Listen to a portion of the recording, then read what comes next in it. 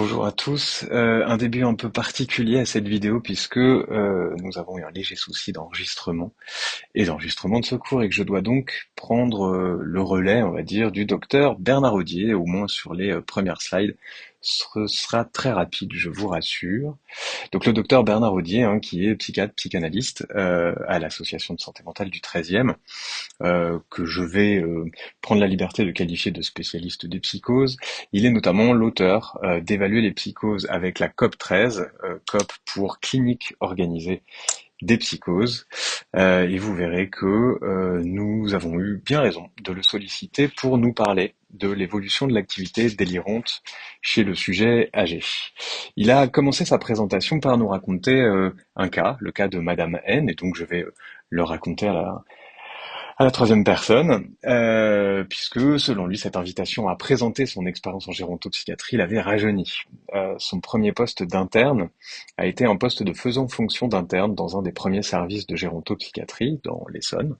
Il était alors novice, et il avait en tête quelques références médicales, comme notamment la confusion mentale est une urgence étiologique. Un matin, on lui signale qu'une des malades hospitalisées pour une détérioration mentale est justement dans un état confusionnel. Alors ça branle-bas de combat, prise de sang, radio du crâne, ECG, qui mettent le personnel à contribution bien sûr, et le bilan est normal. Son inquiétude est maximale, l'équipe fournit un maternage de qualité et au 4e jour, Madame N guérit. Euh, un mois plus tard, rebelote, rebilan, bilan normal. Au 5e jour, Madame N sort de son état de confusion mentale. Et nouvel épisode confusionnel 2 mois plus tard, dont à nouveau, elle sort en quelques jours. Le docteur Audier était dans le service depuis 4 mois, et puis un matin, pour la 4e fois, on lui dit que Madame N est dans un état de confusion mentale. Donc, il demande à la voir. On le conduit jusqu'à la grande salle où il voit trôner au milieu un petit monticule recouvert d'une couverture en désordre. Il s'approche et il lance Alors Madame N, on fait du camping sauvage. La couverture s'écarte en une fraction de seconde et Madame N lui donne une claque. Donc avec l'idée que tout de même elle pouvait réagir, interagir, et que ça interrogeait vraiment ce qui pouvait se passer, notamment sur l'origine de ce qu'on percevait comme un état confusionnel. Donc en introduction, le docteur Audier avait voilà, rappelé schématiquement 3 grandes configurations cliniques, et vous verrez qu'il décline ça. D'abord, l'évolution avec l'âge des psychoses chroniques, parmi lesquelles il va être utile de distinguer la schizophrénie des délires chroniques, comme les psychoses hallucinatoires chroniques, la paranoïa ou la paraphrénie. Deuxièmement, donc les psychoses émergentes du grand âge, qu'on appelle en général délire tardif, et qui ont les caractéristiques des psychoses émergentes, et puis les phénomènes délirants et hallucinatoires qui accompagnent les évolutions détérioratives et démentielles. C'est aussi quelque chose qu'on retrouve dans le programme du séminaire cette année. Et puis je vais, avec bonheur, passer la parole au docteur Audier. Alors, comment faire pour, puisque c'était la commande, entre guillemets, c'est un grand mot, hein. On a des rapports amicaux que Georges Jovelet, il n'était pas aussi directif que ça. Mais bon, le titre de mon topo, en principe, c'est l'évolution des états délirants chez les personnes âgées. Comment décrire ces évolutions? C'est pas simple, hein. C'est pas simple dans la mesure où nous savons aujourd'hui que l'évolution des psychoses est influencée par le contexte des patients. Euh, Contexte, environnement, pour me faire comprendre, entourage, hein, l'entourage des patients comme nous.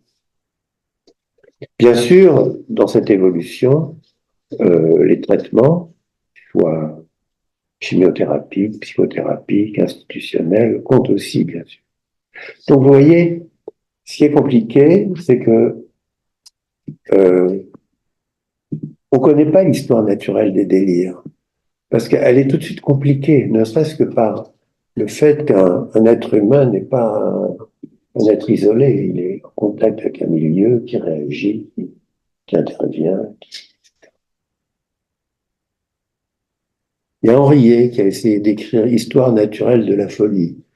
c'est pas ce qu'il a réussi le mieux. Pour les psychoses de l'adulte, l'évolution contemporaine de cette question de la description de l'évolution des psychoses s'est faite dans le sens de la complexification de leur description. Et donc, de la complexification de la description de l'évolution des psychoses chroniques. D'accord? C'est-à-dire, la description clinique même des psychoses, c'est compliqué. Donc, la description de l'évolution, c'est compliqué aussi. Pour être plus précis. Alors là, je pense que le mieux, ça serait de passer à la diapositive suivante. Voilà. Vous voyez que là, sur la diapo, vous avez un truc qui ressemble en gros à une courbe de température. Bon. Une courbe de température, c'est on mesure une donnée. Alors, on parle de description unidimensionnelle. Bon. Cliniquement, ça donne quoi? Cliniquement, ça donne va mieux, va moins bien. Hein, va mieux, va moins bien, c'est une échelle qui va de va très mal à va très bien. C'est unidimensionnel, d'accord? Bon. Mais ça s'est arrêté, disons, en gros, dans les années 80, avec les descriptions de Nancy Andréassen. Et là, on pourrait passer la diapo suivante. Il n'est pas de lecture facile et sur laquelle je vais devoir vous inviter à réfléchir. Donc, Nancy Andréassen, certains d'entre vous, les plus âgés, savent qu'elle a bousculé la clinique de la schizophrénie en décrivant dans la clinique de la schizophrénie un syndrome négatif, déficitaire, les signes en moins, le retrait, l'anédonie, la dimormie, etc., etc. Et puis un syndrome positif, les signes en plus, délire, hallucination, trouble du comportement. D'accord? Donc elle décrit un syndrome négatif, un syndrome positif. Oui, mais ça veut dire que si vous cherchez à décrire l'évolution des schizophrènes à partir de 1980, vous êtes obligé d'utiliser cette description bidimensionnelle et puis de faire un graphe qui cesse d'être une courbe de température et qui devient ce machin. Alors, ce machin,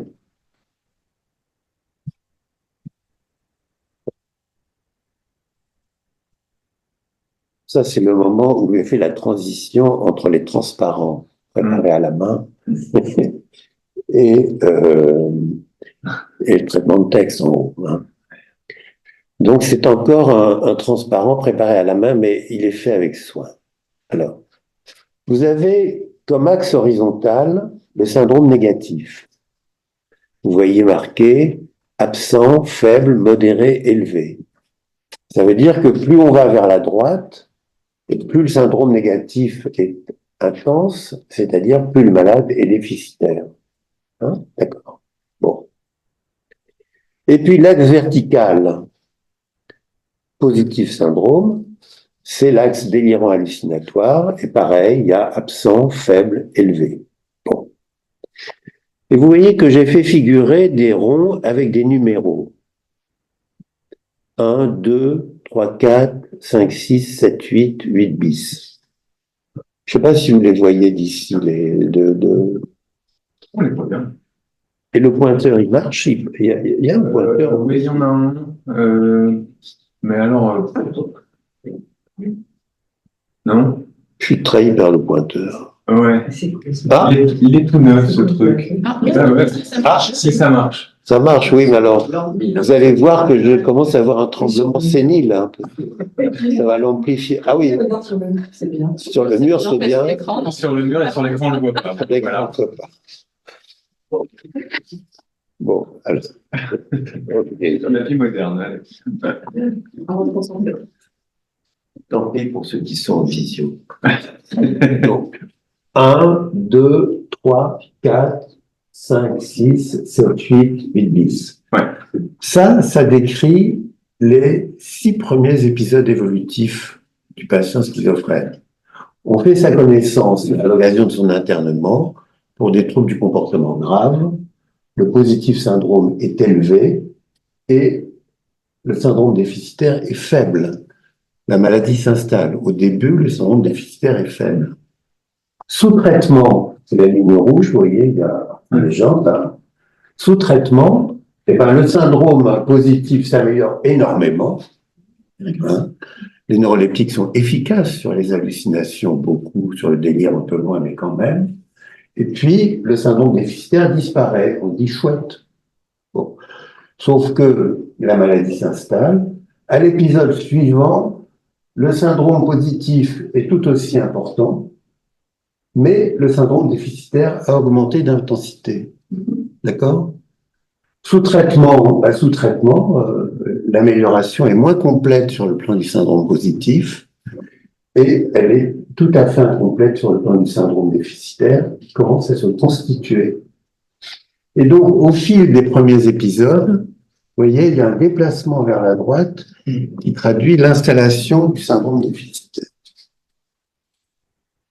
Donc, vous voyez que quand on choisit une description à 2 dimensions, ça oblige à faire un graphe comme ça, parce qu'on est obligé de représenter en même temps l'évolution selon 2 dimensions. C'est pas si facile que ça à penser, à traduire en graphe, mais c'est une complexité incontournable. Alors, les plus savants d'entre vous savent que 10 ans après Nancy Andriessen, Lieberman, Kay a proposé une description à 3 dimensions en ajoutant la dimension de la désorganisation. Et pour ne pas rester en reste, 10 ans plus tard, Lieberman a proposé une description à 5 dimensions en rajoutant les troubles thymiques et en rajoutant les troubles de l'adaptation sociale. Bon. Quand Odier, Gauthier et Soufir, qui ont écrit ce livre, ont, 20 ans après, cherché à rendre compte de la complexité des évolutions dans les psychoses, on a trouvé 8 dimensions. Mais ça, on n'en a convaincu personne. Et puis, déjà, pour passer à 3 dimensions, ben, vous voyez, il faudrait que je dessine un cube. Ça va pas être facile, hein. Puis je le fasse tourner pour que vous puissiez le voir sous différents angles. Bon. Donc, on en reste à 2 dimensions. Oui, ben la suivante. Alors, je vais essayer de vous décoiffer un tout petit peu. Donc, si on repense à la diapositive précédente, on voit qu'il y a une phase d'installation de la maladie hein, dans les psychoses chroniques comme la schizophrénie.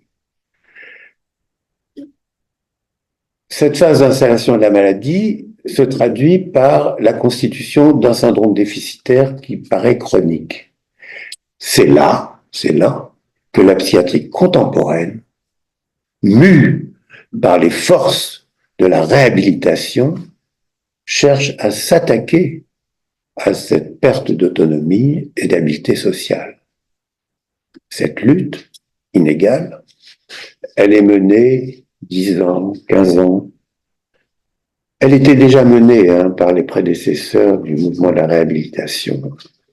Mais cette deuxième phase, c'est par exemple la phase où les traitements à l'hôpital de jour, les traitements à l'atelier thérapeutique, la fréquentation des CATTP, cherchent à développer une sorte de néo-sociabilité, ou moi j'appelle ça plutôt de proto-socialisation, parce que en réalité, le terme de réhabilitation est éminemment trompeur, puisqu'en général, il ne s'agit pas de retrouver des qualités perdues, il s'agit de les développer alors qu'elles ne se sont jamais développées. Habilitation serait préférable. Mais enfin bon, on peut rêver. Donc, cette deuxième phase, disons qu'on peut appeler phase de réhabilitation, elle recherche un gain en autonomie, une diminution de la dépendance, une amélioration des habiletés sociales et cognitives. Bon. Et puis, il y a un moment où, en quelque sorte, on arrive à un palier. En général, le patient a trouvé un mode de fréquentation de telle ou telle institution, un psychiatre à qui il fait confiance, etc., etc. Et on cherche à partir de ce moment-là à maintenir un équilibre. Hein. On parle de traitement d'entretien. On cherche à entretenir un équilibre. On sait que c'est un équilibre instable et que c'est un équilibre qui a été chèrement acquis. Donc on ne le dévalorise pas. Mais on appelle ça quand même une post-cure, c'est-à-dire le temps de la cure active avec comme objectif le gain en autonomie est derrière le patient et son psychiatre. C'est la troisième phase du traitement.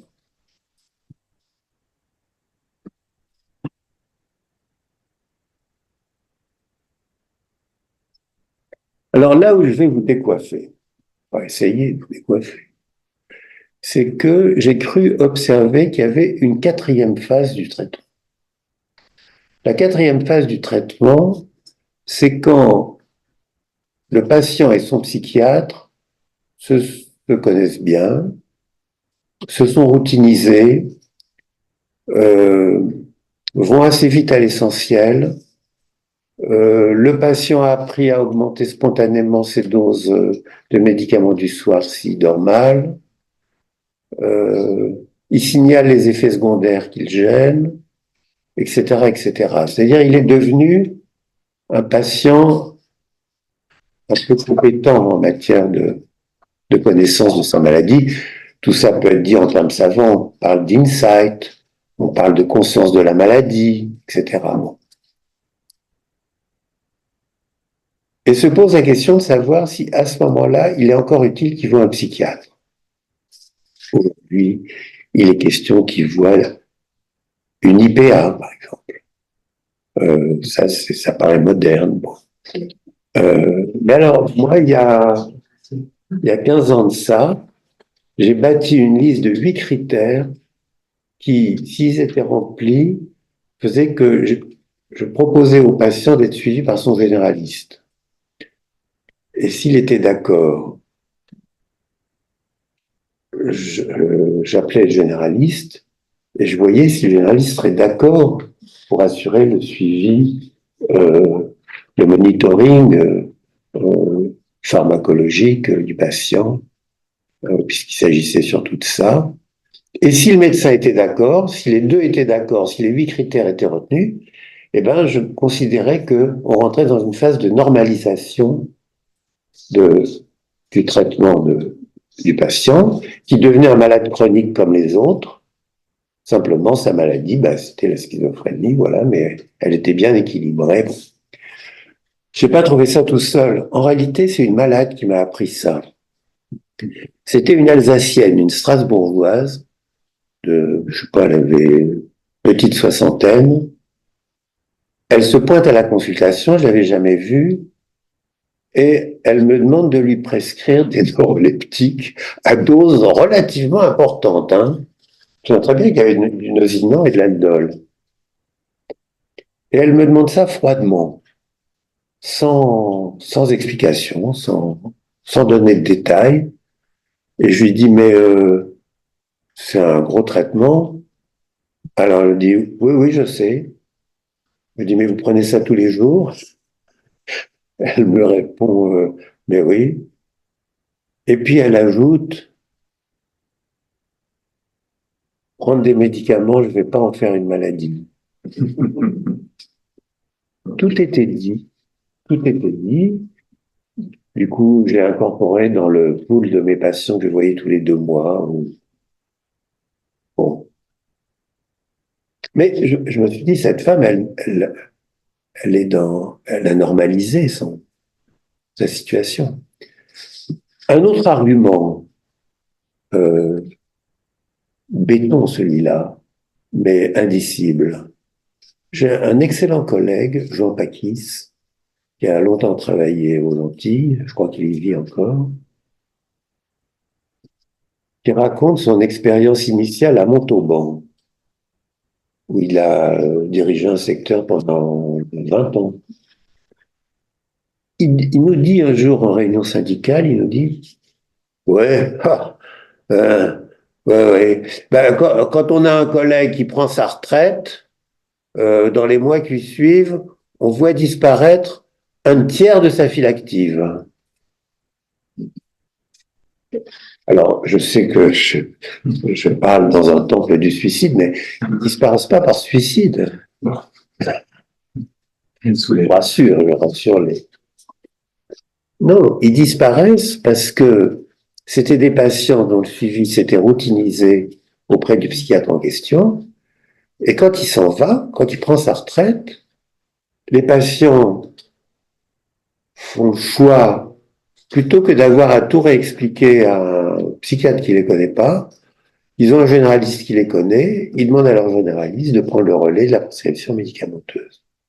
Et ils inventent eux aussi ce que j'appelle la quatrième phase de normalisation dans le suivi des... Et enfin, troisième argument massue, celui-là, et là je sais que je m'adresse à un auditoire de choix pour ça, c'est l'entrée en maison de retraite. L'entrée en maison de retraite des patients schizophrènes, délirants chroniques, etc., se traduit plus de 9 fois sur 10 par l'interruption de leur suivi psychiatrique auprès d'un psychiatre et par la poursuite de leur traitement psychotrope. C'est donc une troisième forme de normalisation du traitement psychiatrique des psychoses chroniques.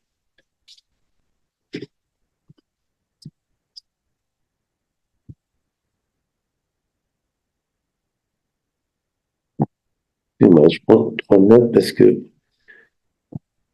c'était pas si clair dans mon esprit avant de vous le dire.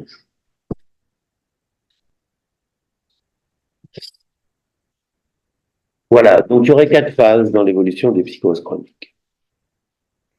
Alors là, vous avez sous les yeux des ballons dirigeables, ou des ballons de rugby, mais enfin bon, je suis à Paris, donc le rugby, pas très connu. Bon.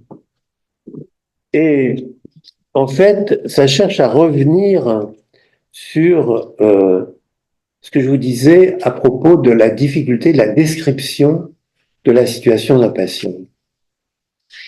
Si, je ne sais pas si vous êtes des adeptes de la navigation à la voile, au moteur, mais quand on est en mer, c'est important de savoir faire le point, c'est-à-dire de savoir où on est.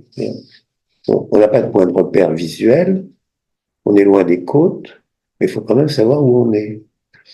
Et en psychiatrie, avec les patients psychotiques, c'est pareil. Hein. C'est-à-dire, vous êtes avec votre patient psychotique, mais où en êtes-vous de son évolution, de son équilibre, etc.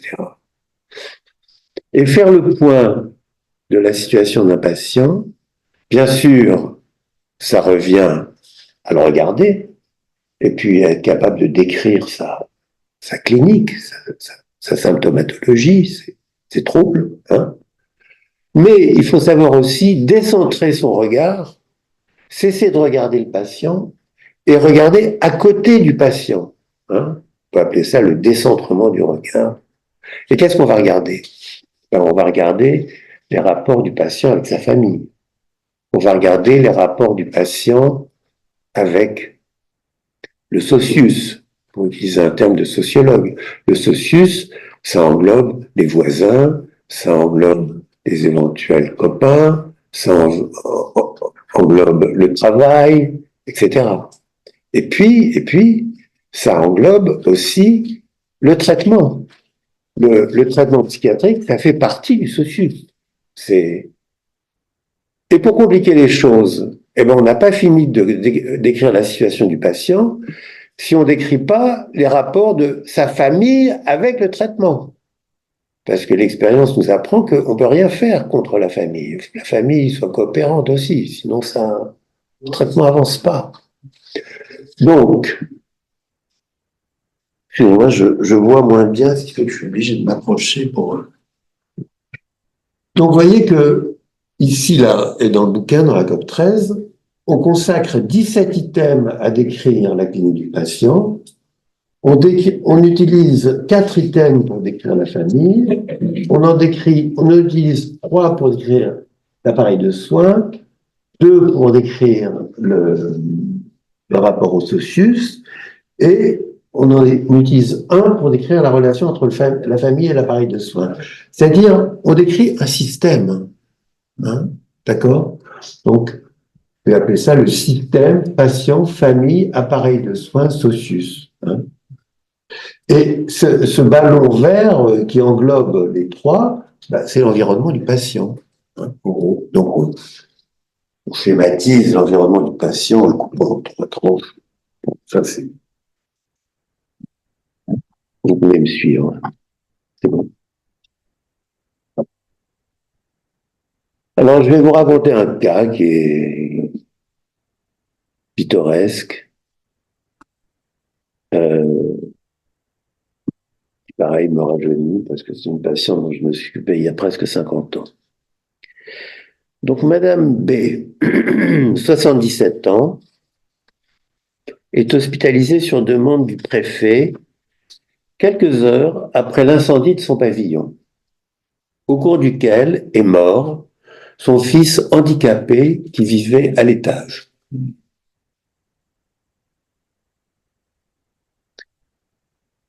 Elle conteste bruyamment son hospitalisation et réclame sa sortie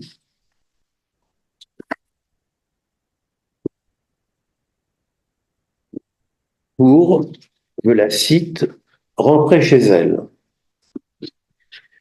Elle est vive, réactive, pas du tout détériorée. Évoque pour chacun de nous des voisines de toujours, bruyantes, pittoresques, des personnages au look reconnaissables entre toutes, tous. Les entretiens avec elle sont des dialogues de sourds. On tire rien. Elle recrache les médicaments prescrits et le médecin et les personnels hésitent à se lancer dans une épreuve de force. Bon.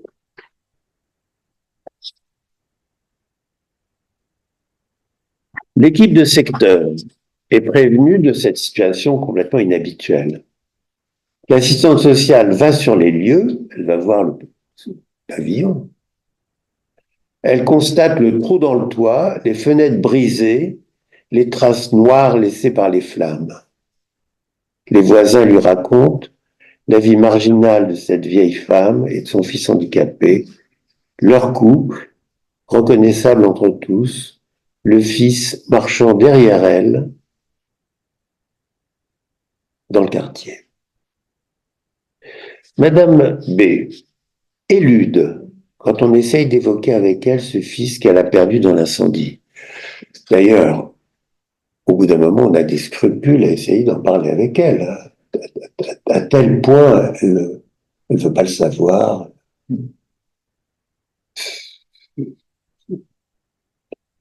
Elle dénie tout dégât de sa maison. Enfin, pas tout à fait tout dégât de sa maison.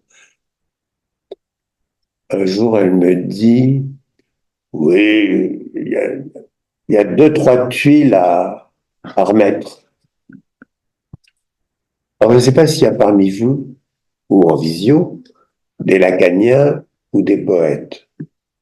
Évidemment, s'il y en a, le mot tuile retient leur attention, parce que c'était quand même une sacrée tuile pour elle, l'incendie de sa maison et la mort de son fils. Donc on la met sous sauvegarde de justice, c'était les formules habituelles, hein, avec mandat spécial pour faire réparer la maison. D'urgence. Le mélange chez Madame B de vitalité animale et d'un déni massif, au-delà de la réticence pathologique, donne à la fois la conviction qu'une relation doit pouvoir s'établir avec elle, tandis que personne dans l'équipe ne réussit à gagner sa confiance. Donc une impasse totale.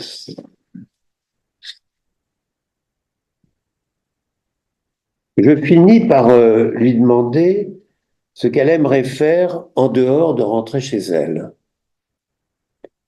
D'ailleurs, je ne lui pose pas la question dans un bureau pour un entretien psychiatrique. Ça marchait pas. Donc je me débrouille pour traîner dans la grande pièce en même temps qu'elle et l'aborder comme, je sais pas moi, comme dans la queue d'un supermarché. Elle me montre le parc.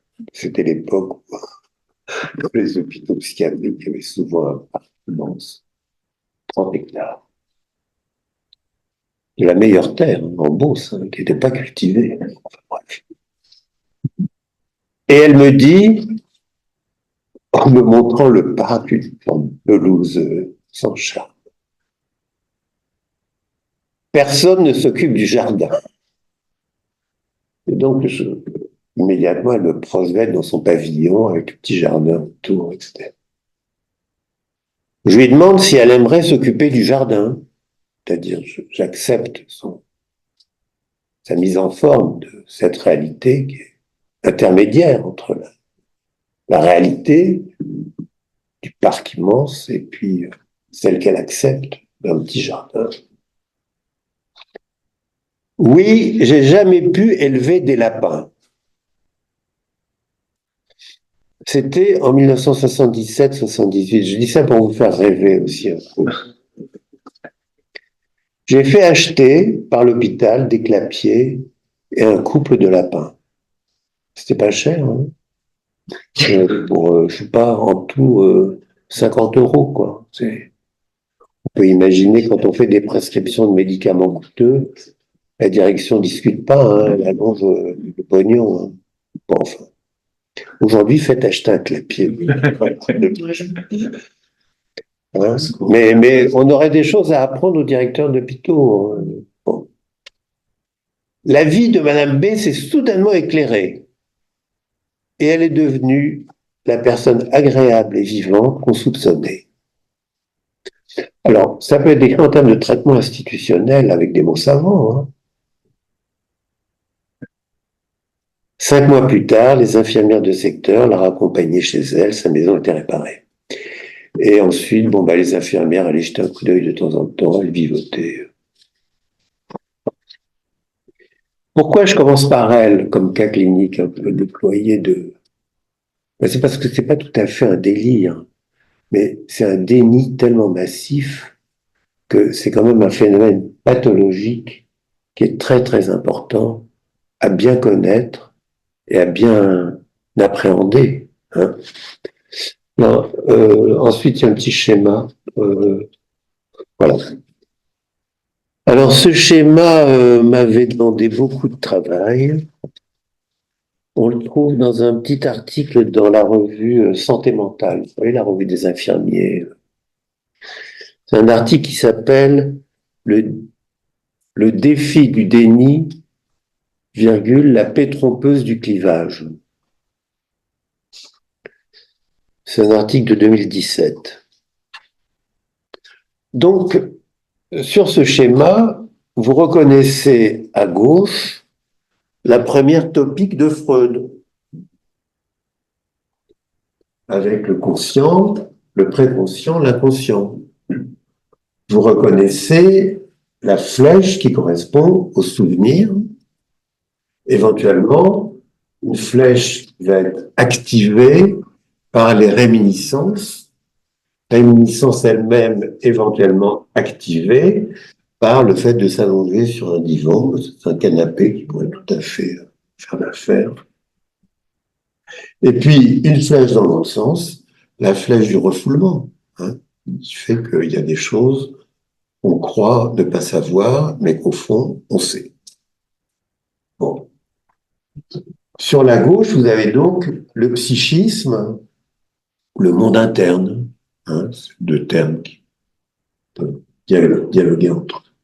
Et puis, dans la moitié droite de la diapo, vous avez le monde externe, la réalité extérieure, le corps. Hein. Psychiquement, le corps fait partie du monde externe. Et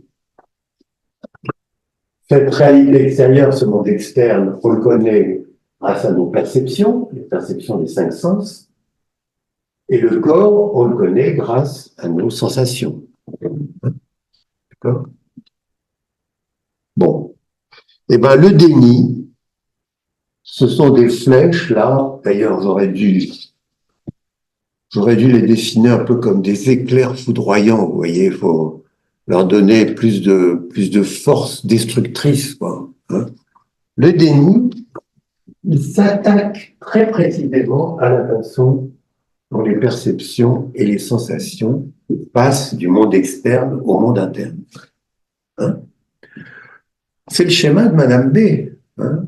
Madame B, elle veut pas savoir ce qui se passe dans le monde extérieur, elle veut pas savoir que sa maison est détruite, et elle veut encore moins savoir que son fils est mort. D'ici que je lui explique, ou que je lui pose la question de savoir si par hasard son fils, elle l'appelait pas mon lapin, ah ben c'est pas impossible. Ouais. C'est pas impossible. Mais bon, il y aurait 10 ans de psychothérapie à faire qui n'ont pas été faites pour ça. Comment elle a réagi quand elle est rentrée dans sa maison? Parce que Elle n'a pas réagi. Elle a repris sa vie. Oui. Ça avait été nettoyé. Sa maison était un peu différente. En particulier, elle n'avait plus l'électricité depuis plus de 10 ans. Elle s'éclairait à la bougie. C'est à cause de ça l'incendie? Ça fait partie des questions qui viennent à l'esprit.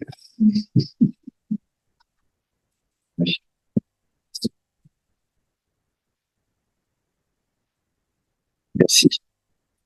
Alors, on a vu le déni. Il me semble que c'est une étape intermédiaire avec la suite pour parler des psychoses. Madame H, 52 ans. Bon, alors, je suis légitime pour en parler ici parce que c'est pas une personne âgée, mais j'ai suivi pendant 20 ans après. Donc, voilà. Elle est devenue âgée. Hein? Elle est devenue âgée. Voilà. Madame H, 52 ans, m'est adressée par son médecin généraliste qu'il a reçu à la demande de son fils, un peu affolé par les propos que sa mère lui tenait. En effet, Madame H décrit à son fils des sollicitations permanentes, d'aller chez elle, des services secrets français qui cherchent à l'enrôler dans des missions scabreuses. Non mais très scabreuses, enfin je donne pas le détail, qui lui font peur. Hein. D'accord, elle est française, d'accord, elle est patriote, mais faire ça, non. Donc, elle ne veut pas faire ce que les services secrets français lui suggèrent. Ils lui font peur et qu'elle refuse systématiquement. Elle explique qu'elle n'est tranquille qu'à son travail, un travail d'employé de bureau dans un bâtiment officiel au pied duquel se tiennent en permanence 2 gardiens. Incroyable le rôle des gardiens en faction au pied des immeubles. J'ai eu plusieurs patients pour lesquels c'était un truc hyper significatif. J'ai eu une directrice administrative qui avait habitué toute sa carrière à avoir des gardiens en faction au pied de l'immeuble où elle travaillait, qui, cette vache-là, nous a fait embaucher 2 gardiens. On met tout de suite. Oh, on lui a dit, mais non, madame machin, c'est pas raisonnable. Et puis, pour qu'il y en ait 2, il va falloir en embaucher 6. Et on a comme ça 4 postes d'infirmiers qui ont été supprimés. Bon. Ben, c'était plus les années 77-78. Le chef des lapins. Non, mais c'est là où on n'est pas aussi travailleur qu'on devrait l'être. Je n'ai jamais raconté cette histoire de lapin à cette directrice administrative. Pourtant, il aurait fallu essayer de l'enseigner un peu, de apprendre un peu de psychiatrie. Madame H me demande de faire quelque chose pour avoir la paix. Et elle me propose de venir chez elle, oui, parce qu'elle voyait bien que J'avais l'impression qu'elle délirait, quoi, qu'elle hallucinait, je le voyais bien. De venir chez elle pour que je prenne la mesure des sollicitations ininterrompues qui la fatiguent. Accompagnée d'une infirmière. Oui, alors ça, c'était la prudence. À l'époque, en gros, il y avait deux types de services de psychiatrie de secteur. Ceux dans lesquels les VAD étaient faits à deux et ceux dans lesquels les VAD étaient faits par un infirmier seul ou une infirmière seule. Si vous voulez, on en reparlera. C'est une différence énorme. Accompagné d'une infirmière, je me rends chez elle. Elle me conduit alors dans la salle de bain et me montre qu'entre la baignoire et la cloison, il y a ce qu'elle considère comme un dispositif de micro et de haut-parleur permettant aux services secrets de s'adresser à elle comme s'ils étaient là.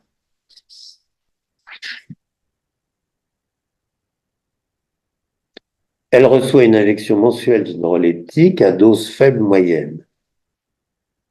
Elle considère à l'usage que cela la protège contre des hospitalisations.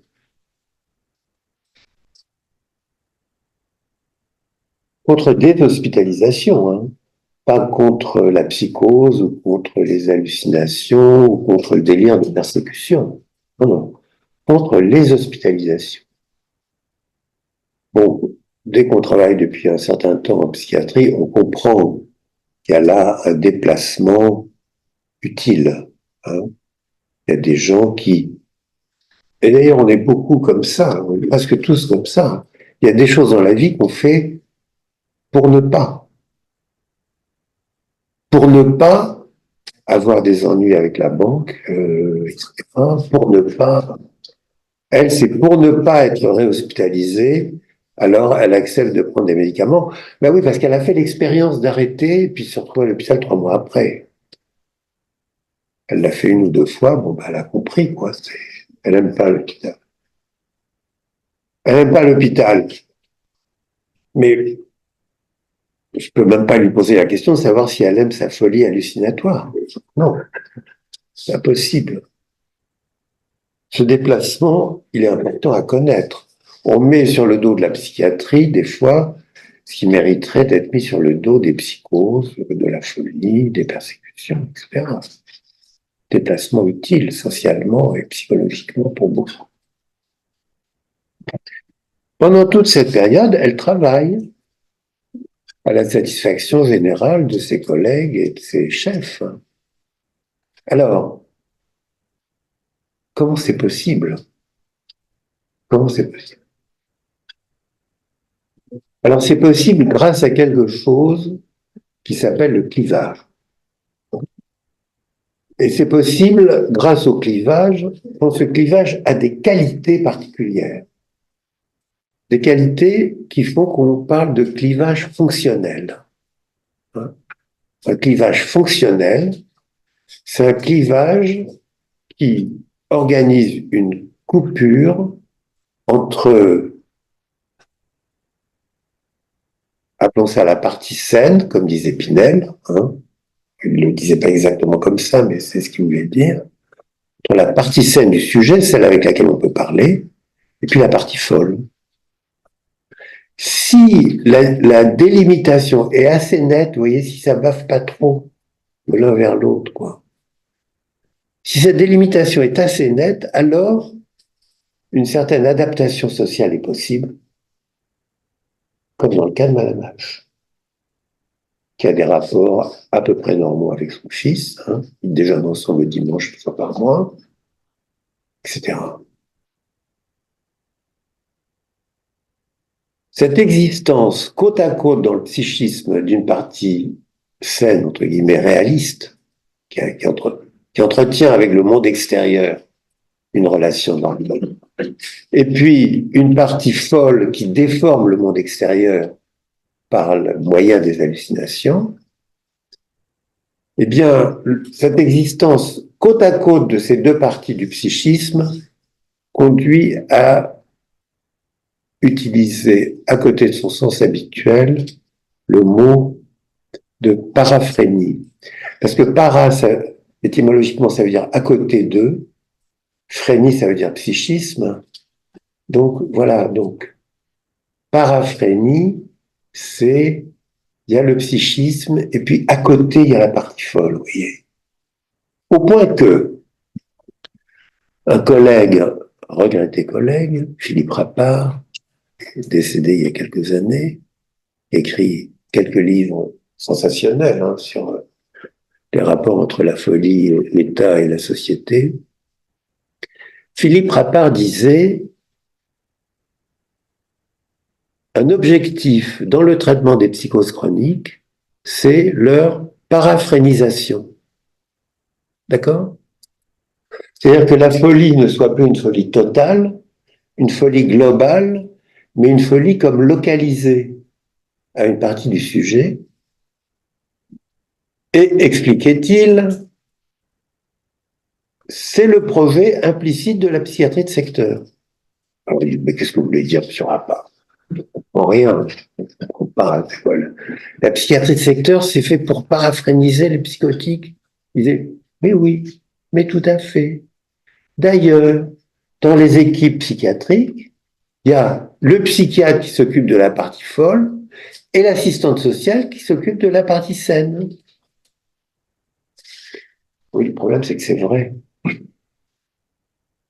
C'est vrai, ça.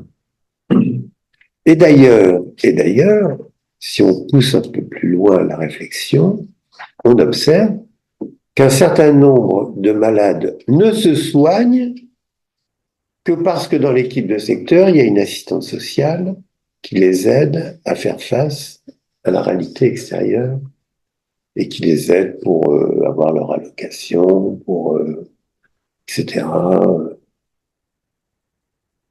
Et qu'il y a beaucoup de écoutez, des patients psychotiques qui demandent leur soin, leur psychose, il y en a presque pas. Donc, ils demandent, c'est beaucoup plus vague ce qu'ils demandent, et c'est très souvent des demandes sociales. Et ces demandes sociales, eh ben, heureusement, en France, les équipes de psychiatrie de secteur, elles sont construites comme ça. Pour ça, il y a une assistante sociale ou un travailleur social, on dit maintenant, bon, pour accueillir leurs demandes sociales et considérer que c'est le job.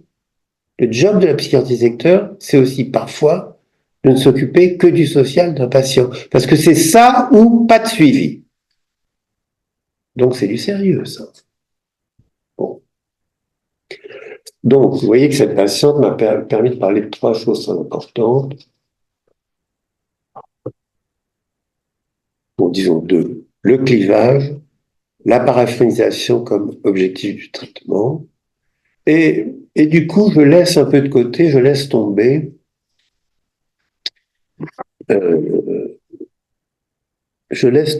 un terme que j'aimais pas tant que ça, qui était l'idée d'enquistement.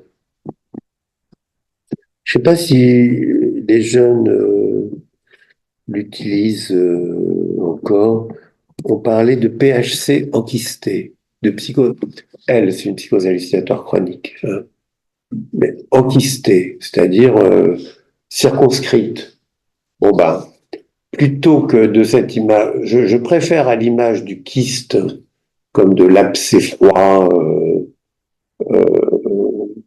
de la circonscription, pas circonscription, de l'art circonscrit, je ne sais pas s'il y a un mot qui correspond à circonscrit, quelque chose qui un cercle autour, donc c'est ça, c'est ce que ça décrit, oui. Encerclement, non, ça va pas. Enfin bref, vous voyez l'idée. Un nucléus, quoi. La constitution d'un nucléus psychotique froid, ça serait ça, l'enquistement. Bon, eh ben, je préfère à cette image de l'enquistement celle du clivage, hein, qui me paraît plus juste. Et donc, si je ne me trompe pas, la diapo suivante est un schéma qui ressemble, alors qui m'a coûté pas mal de mal lui aussi, hein, qui ressemble au précédent. La partie gauche, maintenant, vous la connaissez, hein, conscient, inconscient, souvenir, refoulement, ça c'est bon. Mais, vous voyez que le psychisme, le monde interne, il est comme, pas coupé en deux, mais enfin, il y en a une partie qui en est séparée. Ben, elle en est séparée par ce mécanisme du clivage, hein, c'est la flèche horizontale, et raffinement graphique, ça m'a coûté quelques heures de cafouillage. Ce clivage, il teinte le monde externe et la réalité extérieure et le corps dans le sens de l'atténuation. Alors, c'est pas aussi violent que le déni qui interdisait la pénétration dans le psychisme, mais ça déforme le monde externe et la réalité extérieure. C'est l'hallucination. D'accord? Bon, je parle, mais je regarde pas ma montre. Regarde le temps. Je suis lent, hein. Il est 11 heures, non? 11 heures. Vous voulez que j'arrête à quelle heure? Quand vous voulez. D'accord, d'accord. Bon, maintenant je vais faire un peu l'article pour ce volume, alors qui est en vente à prix d'amis, hein. Il est à 27 € dans le commerce et ce matin il est à 20 € en liquide, avec dédicace. Alors la diapo suivante. Alors, cette femme, Madame H, elle a une activité hallucinatoire, elle a un délire de persécution, et donc c'est quelque chose qu'il faut décrire.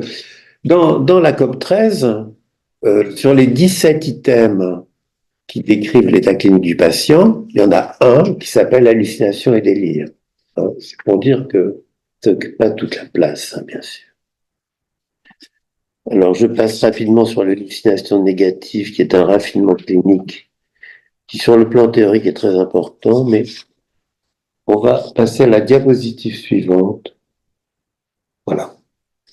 Donc ça, c'est une planche de la COP13, et vous voyez que c'est structuré en colonnes. Hein. Il y a 3 colonnes. En tête de colonne, il y a 0, 1, 2. J'aurais pu aussi bien mettre ABC. Hein. Il faut pas. Je sais que les jeunes aujourd'hui ont une culture scientifique, de maths, etc. Ici, 2 n'est pas le double de 1. Hein. C'est pas une échelle quantitative. C'est ce qu'on appelle une variable ordonnée, simplement. C'est une variable d'ordre. 0, 1, 2, en français, ça veut dire absent, présent, intense. En fait, c'est des niveaux de sévérité.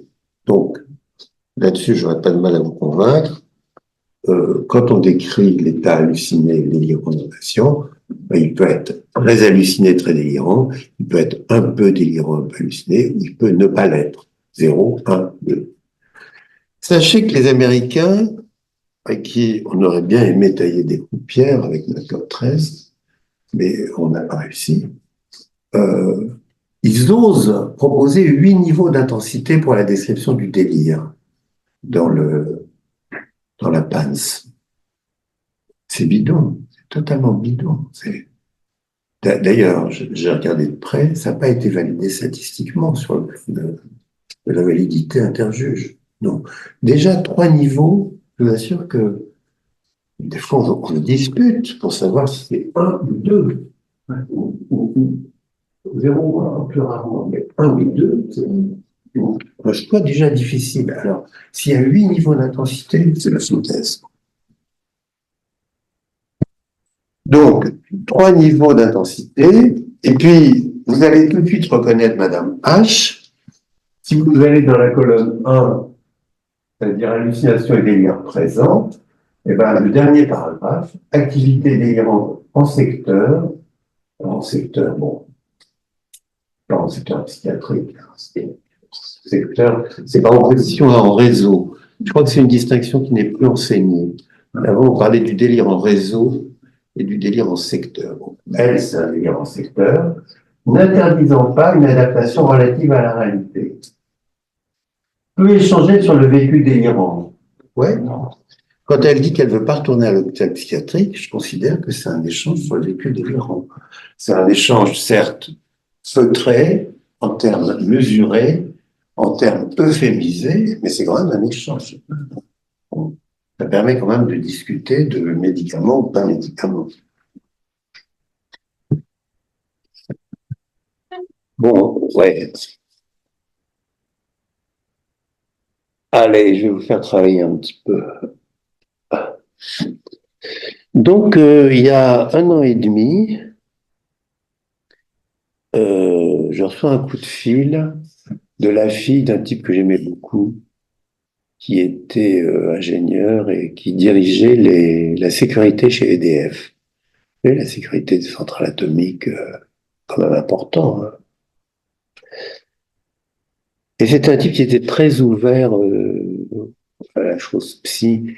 Il avait fait une longue psychanalyse et il considérait que c'était très important pour lui parce que il analysait des accidents dans les centrales et il y avait l'énigme de ce qu'on appelle le facteur humain qui était toujours en cause dans les accidents de centrales atomiques.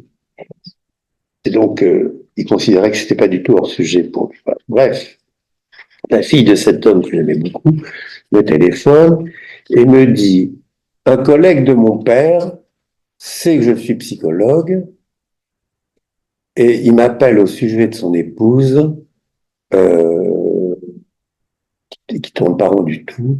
Il me demande conseil. Bernard, est-ce que tu veux bien que je le mette en contact avec toi? Alors, je lui dis d'accord, dis-lui de m'écrire un mail et de me décrire la situation de sa femme. Donc voilà le mail que je reçois. Elle, 77 ans, d'origine anglaise, mariée, 3 enfants, mère au foyer. Ne boit pas. De nature très anxieuse, hypersensible, ayant toujours eu du mal à sociabiliser. Actuellement sous lévothyrox, propanolol et irbesartan. Les 2 derniers sont des médicaments de l'hypertension artérielle. Le premier, c'est un médicament qu'on a insuffisance thyroïdienne. Son temps ces dernières années a été consacré à établir l'arbre généalogique de sa famille. Les premiers symptômes sont apparus à la suite d'une double fracture des hanches, suivie d'1 mois et demi de rééducation en centre. Un véritable choc pour elle. D'abord, ce sont des impressions déjà vues. Vous connaissez ça, les illusions de Strigoli? On n'enseigne plus ces trucs-là, je crois. Qui se sont répétées. Puis est apparue de la paranoïa. Des gens lui voulaient du mal parce qu'elle descendait directement de la royauté. Actuellement, on est dans une phase de mégalomanie où elle semble moins craindre l'extérieur parce qu'elle est protégée par une garde secrète. Ah bah tiens, je prends ça un peu. Elle communique avec le roi Charles,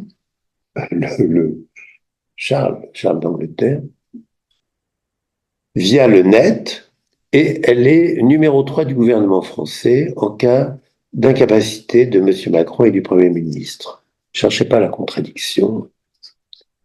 De par sa lignée, elle aurait pu être couronnée reine du Royaume-Uni. Tout ce qu'elle entend et voit à la télévision, elle l'intègre à son histoire qui ne cesse de prendre de l'ampleur. Cet état est permanent, il s'accompagne d'un état comme dépressif qu'elle reconnaît un peu.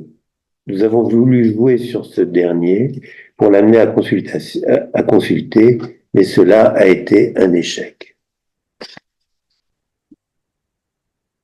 Que lui auriez-vous dit? Donc j'ai un peu réfléchi et voilà la suivante. Elle sera peut-être difficile à lire de si loin, mais je vous la lis. Donc ma première phrase, c'est sur le plan de la psychiatrie compréhensive. Ah, je ne sais pas si vous connaissez ce terme. mais c'est le terme qu'utilisent les Anglais, pas les Américains. Comprehensive psychiatry. En fait, c'est un terme qui englobe la psychopathologie, la psychodynamique, la psychologie des profondeurs, tout ce qu'on peut essayer de comprendre, quoi. Hein. Sur le plan de la psychiatrie compréhensive, comme disent les Anglais, on peut faire quelques remarques. Ça, c'est le mail que j'envoie donc au mari. Alors, j'avais pris quelques renseignements auprès de la fille de mon ami, et elle m'avait dit, oui, en fait, elle s'est cassé les 2 fémurs parce que dans son jardin, ses 2 chiens l'ont fait tomber. Cette double fracture est une fracture dans l'existence de l'INSEE. Ça, c'est mon petit côté lacanien. Mélanie me dit que l'INSEE aime les animaux. Voilà que ces animaux, qu'elle aime probablement, la font chuter et la cassent. C'est comme une trahison.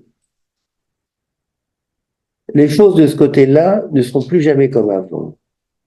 Est-ce que ces chiens sont désormais trop forts physiquement pour elle? Oui, je pose la question parce que parmi les trucs qui me font rire, c'est en ce moment à la campagne, il y a des voisins, ils ont un énorme molosse. Oui, sauf que il a 15 ans, il est en pleine forme, mais ses maîtres, eux, ont 15 ans de plus que quand ils l'ont acheté, un petit chiot. Et alors, l'épouse, elle le sort, évidemment, il faut les sortir, ces bêtes-là, mais on ne sait pas si c'est elle qui sort le chien ou si c'est le chien qui la remorque. À chaque fois, j'ai peur qu'il la fasse tomber. Enfin, c'est pathétique. Bon. Vous verrez que sur le plan théorique, ça, c'est très important. Cette inversion des rapports de dépendance, comme facteur psychodynamique. Est-ce que ces chiens sont désormais trop forts physiquement pour elle? Il faut voir les choses en face, réalité extérieure. En parler avec elle, peut-être prendre des décisions qui soient à la fois réalistes et tiennent compte des intérêts de l'INSEE. Des chiens plus petits, point d'interrogation, moins nombreux.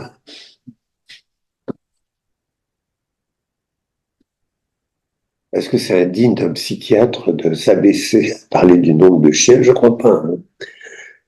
Cette chute est survenue, pourquoi? Parce que c'est un appel à reprendre contact avec la réalité. On sent bien qu'elle sait. Cette chute est survenue dans son jardin. Une artiste, puisque le mari m'avait écrit qu'elle était créative, etc. Une artiste aime son jardin.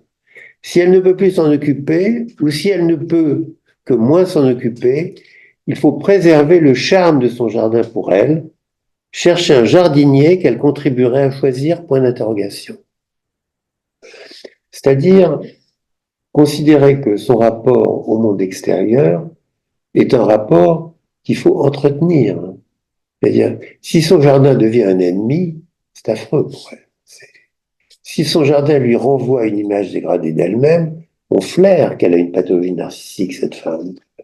Il y a de la dépression narcissique là-dessous.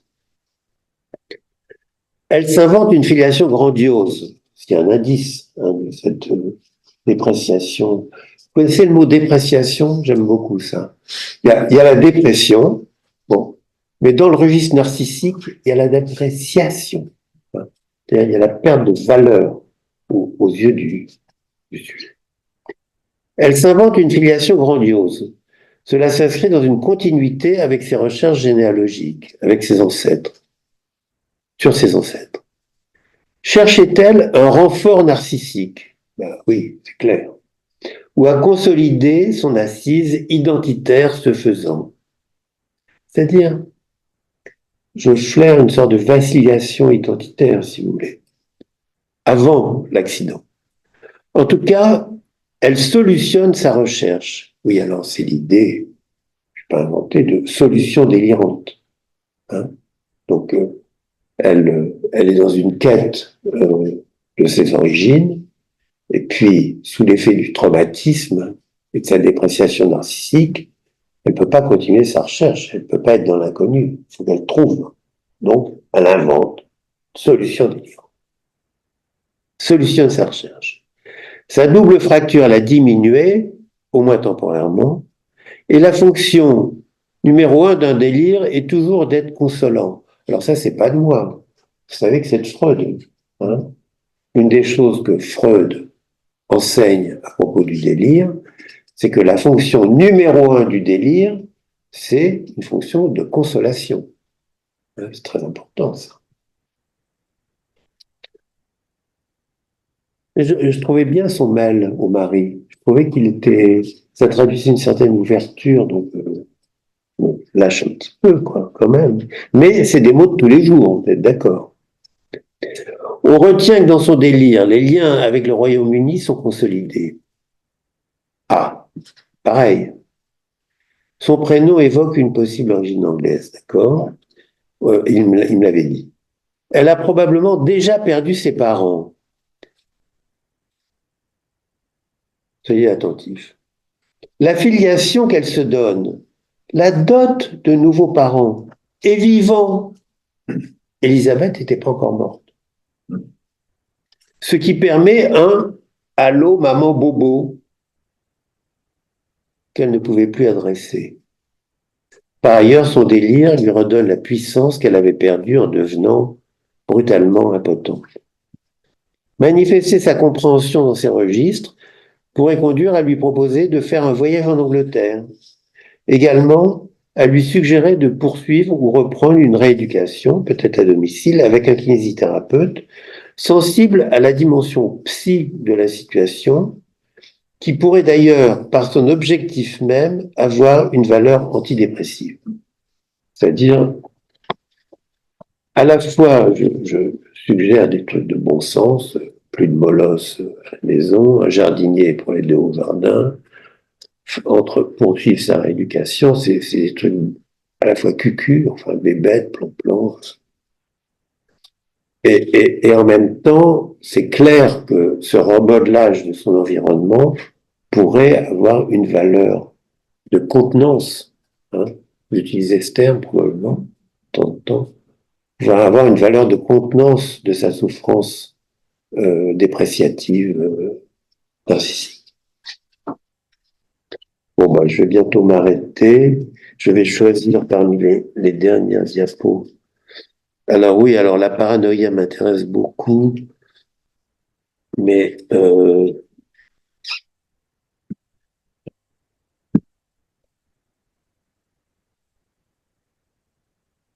la paranoïa, ça se soigne. Bon, ben, on peut peut-être faire ça. Je vais sauter les cas cliniques de paranoïa, mais vous me poserez peut-être des questions. La paranoïa a mauvaise réputation, vous êtes d'accord? Elle est redoutée chez les autres. Eh bien, chez les autres. Sous-entendu, on déteste pas forcément son propre côté paranoïaque. Les psychiatres universitaires, vous le noterez, il n'y en a pas parmi vous, n'ont pas ouvert de consultation spécialisée dans la paranoïa. Mais pourquoi? Mais pourquoi? Il n'y a pas non plus de centre expert, à ma connaissance. Enfin, vous allez peut-être corriger. Pourtant, la paranoïa, ça se soigne. Bien sûr, les paranoïas sensitives de Kretschmer bénéficient de traitements antidépresseurs prudents et de traitements calmants non sédatifs. Excusez-moi, j'ai pas apparemment relu attentivement les diapos. Surtout, la paranoïa est chevillée au cœur de l'humain. Un psychiatre de mes amis disait « On est paranoïaque, on est NAIT, hein, on est paranoïaque de naissance ». En fait, c'est une évocation de la description par Mélanie Klein de la phase schizoparanoïde. On est paranoïaque, on cesse de l'être, mais on le redevient très facilement. Je ne sais pas si vous l'avez observé. Pas vous poser de questions, pas intimes, mais... Il y a presque toujours un soubassement de pathologie narcissique et un manque de confiance en soi qui prédispose à la méfiance. Les entreprises psychothérapiques sont envisageables dans certains cas. C'est un point important. Hein. C'est pas très connu. Mais par exemple, la première thèse, à ma connaissance, hein, de traitement psychothérapique de la paranoïa date de 1957. Elle est excellente. Elle n'est jamais citée, absolument jamais. C'est très bizarre. Alors les gens se demandent si Poutine est paranoïaque. C'est complètement con. D'ailleurs, vous observerez un truc, on se pose la question de la paranoïa d'un homme politique, etc., qu'au moment où il commence à échouer. C'est quand ça rate. Et tant qu'il réussit, on ne se pose pas la question de sa paranoïa. Jamais. On ne pose pas la question de la paranoïa de quelqu'un qui réussit. Curieux, ça. J'approche de mes conclusions. Voilà, c'est ça. On va faire un cas clinique. C'est-à-dire, vous voulez pas poser de questions? On ne pourra pas tout faire. On ne pourra pas tout faire. Mais éventuellement, dans mes réponses, vous aurez une vignette clinique si vous voulez. Alors, venons-en au thème de la séance.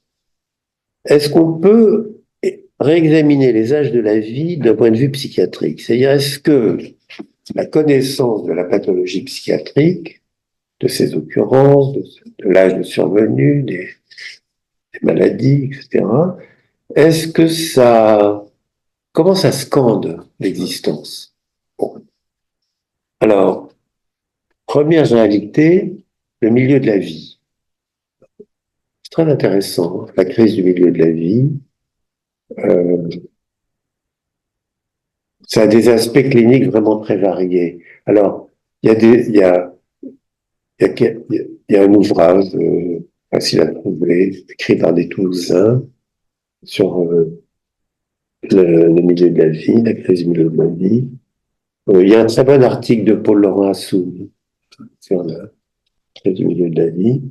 En réalité, en m'y intéressant, j'ai écrit moi-même un truc, mais c'est un texte introuvable parce que c'était dans le cadre des entretiens de Bichat et c'était pas diffusé. Bon. Ce que j'avais observé en cherchant un peu, c'est que presque tous les grands psychanalystes s'y sont intéressés. C'est vraiment un moment charnière. Alors, il y a des choses très connues, la ménopause chez les femmes, mais chez les hommes, le démon de midi, midi, c'est ça, hein. Midi, c'est le milieu de la vie, hein. C'est pour ça qu'on l'appelle comme ça. Donc tous ces trucs-là sont très intéressants à examiner, mais enfin, ça scande quelque chose, hein. C'est du début d'un déclin, quoi. L'âge de la retraite, très important, très important. Alors c'est vrai que les syndicats demandent l'abaissement de l'âge de la retraite. Bon, d'accord. Franchement, pour des gens qui aiment leur métier, c'est souvent le cas pour les psys. Prendre sa retraite, c'est absurde. Moi, j'ai prolongé jusqu'à 70 ans, on ne va pas laisser continuer après. C'était absurde. C'est absurde. J'aurais pu travailler encore quelques années. Donc, il y a des contradictions entre toutes les existences professionnelles ne se valent pas, mais ce qui est sûr, c'est que l'interruption de l'activité professionnelle ouvre une crise existentielle. Ça, c'est indiscutable. Bon, dont l'issue peut être favorable, mais pas toujours. Hein. Et donc, il y a pas mal de décompensation psy au moment de la retraite. Voire les désorganisations somatiques. Il se trouve que, par relation, j'ai connu un PDG de boîte qui, sortant du banquet qui était donné dans sa boîte pour sa retraite, a fait, en descendant les marches du perron de l'établissement, une crise cardiaque qui l'a foudroyé. Donc les désorganisations somatiques sont examinées au même titre que les crises psychiatriques dans le cadre En tout cas, ça scande l'âge de l'interruption professionnelle comme significatif sur le plan psychiatrique. Mieux, la spirale des générations. Alors là, j'ai pas passé suffisamment de week-end encore à faire la diapo qui dessinerait la fosse suivante. Je vous demande un peu d'imagination. Dernier effort. On parle du cycle de vie. Donc, c'est un rôle. La naissance jusqu'à la mort, où on retrouve en quelque sorte la Terre. Hein. Vous connaissez tous ces symboles. Ce rond, vous le coupez à un endroit et vous en faites une spirale. Hein. Vous en faites une spire. Hein. C'est plus un cercle, c'est une spire. C'est-à-dire, ça se décale avec le temps. Donc, vous retrouvez le zéro, mais 80 ans plus tard. Pendant ce temps-là, vous avez eu des enfants qui sont eux aussi, qui ont leur spire, mais décalés par rapport à la vôtre. Et puis vous avez des petits-enfants, pareil, c'est une spire encore un peu décalée. En fait, c'est une triple hélice. Je ne représente pas les arrière-grands-parents parce que ça serait peut-être surhumain d'être un arrière-grand-parent. Je sais pas, je pose la question, je n'ai pas observé d'arrière-grands-parents heureux d'être arrière-grands-parents. Peut-être ça existe, mais je crois que c'est presque surhumain. Enfin bon, contentons-nous de la triple hélice. Il pourrait y en avoir une quadruple. Ce qui est très important, c'est que si la différence d'âge entre les générations reste la même pendant toute la vie, par contre, les rapports de dépendance, à un moment donné, changent de sens. Et la génération précédente, dont on était dépendant, il y a un moment de la vie où elle devient dépendante de nous, hein, sous différentes formes. Ces moments d'inversion de dépendance sont des déclencheurs psychiatriques. Parce que la dépendance s'accompagne toujours d'ambivalence, c'est-à-dire d'un mélange de haine et d'amour. Et donc, quand la dépendance change de sens, s'inverse, eh bien, il se passe beaucoup de choses sur le plan psychique et psychiatrique. Enfin, je vous mets à contribution, pour finir, avec une énigme clinique et bibliographique. J'ai eu 2 fois l'occasion dans ma carrière de garder jusqu'à la fin de leur vie, dans le service où je travaillais, des malades psychotiques dont le personnel et moi pensions qu'il serait inhumain de les exposer à des inconnus dans cette période si difficile pour eux, vu l'importance de leurs troubles de la sociabilité. C'est des très grands malades, grands schizophrènes, grands délirants, grands paranoïaques. L'un des deux était un schizophrène difficile. Face à l'épreuve de la mort, il n'était plus schizophrène pendant les dernières semaines de sa vie. Cela constitue une énigme d'un intérêt spéculatif très important. Pourquoi ? C'est parce que si on se laisse intoxiquer par les théories neuroscientifiques en matière de schizophrénie, on ne comprend pas très bien comment l'affaiblissement terminal pourrait se traduire par une amélioration clinique. Donc, ça oblige à faire d'autres hypothèses. Demande une seconde d'attention. Face à la mort, à ces inconnus et aux dangers qu'elle représente, nous tous, il ne faut pas se tromper, on a peur de la mort. Est-ce que les autres dangers s'effacent? Et alors, la schizophrénie comme superstructure défensive deviendrait secondaire et serait désinvestie par le sujet? J'ai gardé le souvenir vivace du titre d'un article des années 50 d'un nommé Abelli. Amélioration préagonique chez les schizophrènes. Est-ce que l'un d'entre vous m'aiderait à retrouver cet article? Aujourd'hui, la question est effleurée par le terme que je n'aime pas de lucidité terminale. Mais vous connaissez sa lucidité terminale. Voilà, merci de votre attention. Merci.